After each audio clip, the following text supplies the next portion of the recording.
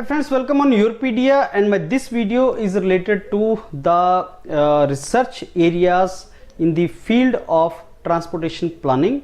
So research areas related to this particular domain for which professors are providing fully funded scholarships for PhD and in some cases for MS in top US universities. As you know, US universities में for fall 2025 admission season is on and students are applying in these universities.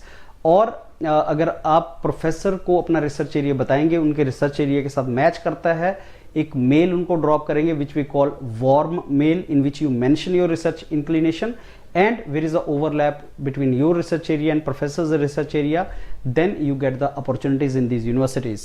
So the name of the universities I am showing you for transportation planning. This all domain is transportation planning.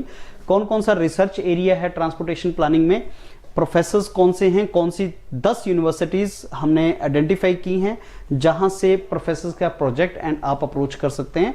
So university of Pennsylvania जिसका QS rank अच्छा है इस particular domain के लिए, university of California LA 42, university of Illinois and that is 69, Georgia institute of technology, so University of California, University of Minnesota, Florida, University of Maryland, University of Illinois Chicago and Auburn University. So these are the professors who are working in this, and these are the research area: transportation planning, travel behavior, urban designing, sustainable transportation and again this travel behavior. So अगर आप architect हैं या आप civil engineer हैं, आप उस domain से related हैं या आपने डिजाइन इंजीनियरिंग किया हुआ है, so you people, if you are interested in these particular areas, these are the professors and their research domains, and if you match your research background with them, you get the opportunity.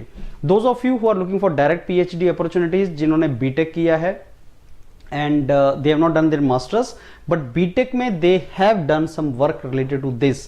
research background आपका है, I mean research आपके पास publication is not required, but research अगर आपके पास experience है after BTech, during BTech project और internship, and आप जाना चाहते हैं इन यूनिवर्सिटीज में, सीजीपी अच्छा है, अच्छे कॉलेज के आप हैं, तो डायरेक्ट पीएचडी के लिए आप प्रोफेसर्स को अप्रोच कर सकते हैं.